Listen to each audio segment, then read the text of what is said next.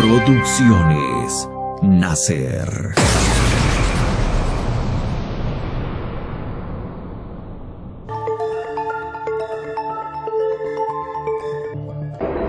En nombre de la emperatriz infantil, cállense y escuchen. Y entonces ocurrió lo increíble. Como si de repente se hubieran quedado mudos. Los vientos se callaron, sus bocas se cerraron y 8 gigantescos ojos saltones miraron a Urín. También el remolino cesó. De pronto reinó una calma absoluta.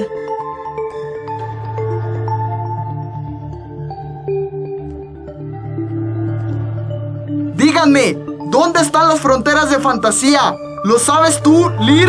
En los vientos negros del norte, no. ¿Y tú, Baureo? Tampoco en los vientos grises del este. Habla tú, Shirk. Al sur donde las nubes son amarillas como el azufre no hay fronteras. Mayestril, ¿lo sabes tú? No hay fronteras al oeste, solo nubes rojas como el fuego. ¿Quién eres tú, que llevas el signo de la emperatriz infantil y no sabes que fantasía no tiene fronteras? Atreyu cayó. Se sentía como si hubiera recibido un golpe en la cabeza. En eso no había pensado realmente, en que no hubiera ninguna clase de fronteras. Todo había sido inútil. Apenas se dio cuenta de que los gigantes de los vientos reanudaban su lucha. Le daba lo mismo lo que ocurriera ahora. Se aferró a la melena del dragón cuando éste, súbitamente, se vio lanzado hacia arriba por un torbellino. Envueltos entre relámpagos, giraron a toda velocidad y luego se ahogaron casi en estruendosos aguaceros horizontales. De pronto se vieron arrastrados por un soplo abrasador, en el que casi ardieron, y ya estaban entrando en un granizo que no estaba hecho de granos, sino de agujas de hielo, largas como lanzas, que caían hacia el abismo. Y otra vez se vieron absorbidos hacia arriba y arrojados de un lado a otro. Los vientos luchaban entre sí, disputándose la supremacía.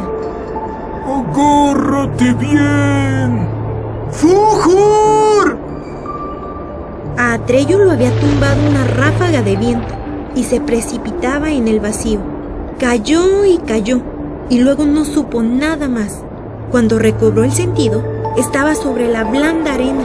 Oyó el ruido de las olas y al levantar la cabeza, vio que había sido arrojado a una playa. Era un día gris y brumoso, pero sin viento. La mar estaba en calma y nada indicaba que, hacía poco, se hubiera desencadenado ahí un combate entre los gigantes de los vientos. ¿O había ocurrido quizá en otro lugar lejano y muy distinto? La playa era plana. Por ninguna parte se veían rocas ni elevaciones y solo algunos árboles torcidos y retorcidos se alzaban en el polvo como grandes garras. Atreyu se incorporó. A unos pasos vio su manto rojo de pelo de búfalo. Se arrastró hacia él y se lo echó por los hombros. Con asombro pudo comprobar que el manto estaba apenas húmedo. Así pues, llevaba mucho tiempo ahí. ¿Cómo había llegado? ¿Y por qué no se había ahogado?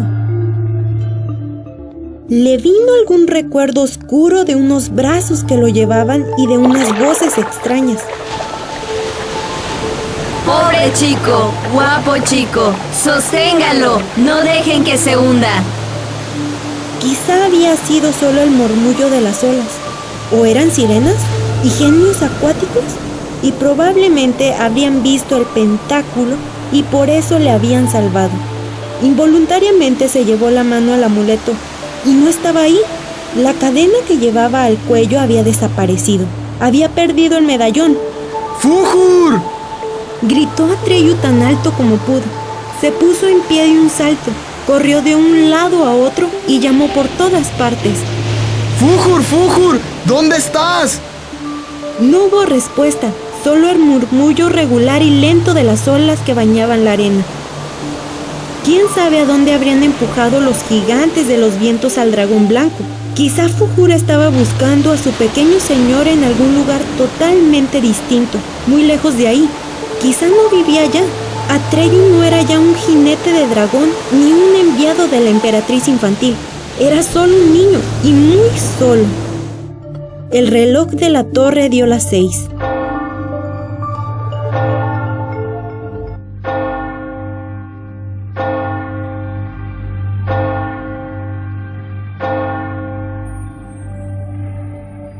Fuera estaba ya oscuro, la lluvia había cesado, reinaba un silencio total.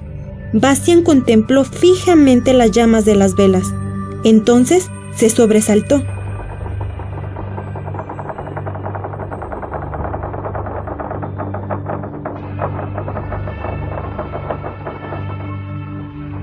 Porque el entarimado había crujido. Le pareció que oía respirar a alguien. Contuvo el aliento y escuchó.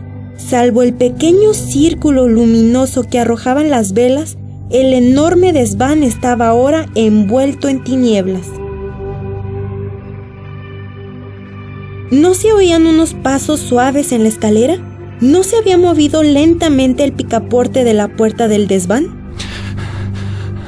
El entarimado crujió de nuevo.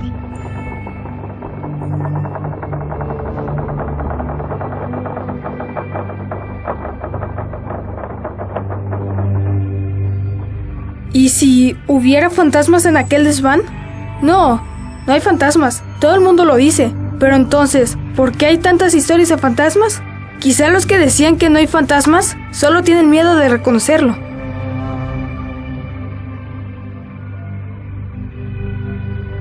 Atreyu se envolvió bien en su manto rojo, porque tenía frío, y se puso a andar tierra adentro. El paisaje, por lo que podía ver a pesar de la niebla, apenas variaba. Era llano y uniforme, aunque poco a poco, entre los retorcidos árboles se veía cada vez más matorrales, unos arbustos que parecían hechos de hojalata oxidada y eran casi tan duros. Era fácil herirse con ellos si no se ponía cuidado.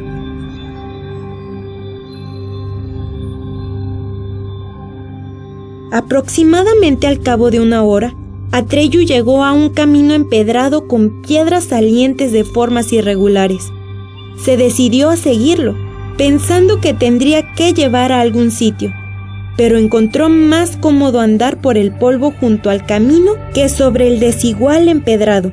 El camino seguía un curso sinuoso y torcía a la derecha o a la izquierda, sin que pudiera descubrirse razón para ello, porque tampoco ahí había colinas ni ríos.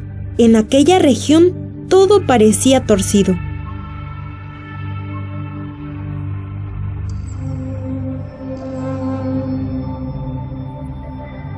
Atreyu no había andado mucho rato aún de aquella forma, cuando oyó en la lejanía un ruido extraño y retumbante que se acercaba. Era como el sordo redoble de un gran tambor y mezclado con él se oían sonidos agudos, como de pequeñas flautas y campanillas. Se escondió tras un arbusto al borde del camino y esperó.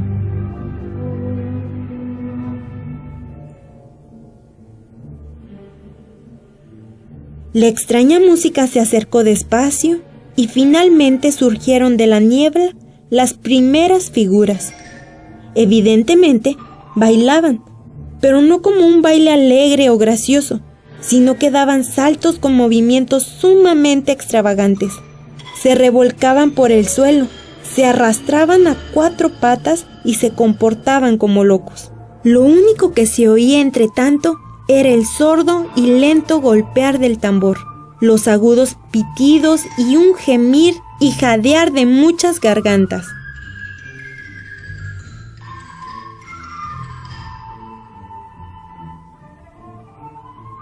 Cada vez eran más, una comitiva que parecía no tener fin. Atreyu observó los rostros de los danzantes, que eran grises como la ceniza y estaban inundados de sudor, aunque sus ojos ardían con un brillo salvaje y febril. Muchos se azotaban con látigos. Son dementes. Y un escalofrío recorrió su espalda. Por lo demás, pudo comprobar que la mayor parte de la procesión se componía de silfos nocturnos, duendes y fantasmas. También había vampiros y muchas brujas,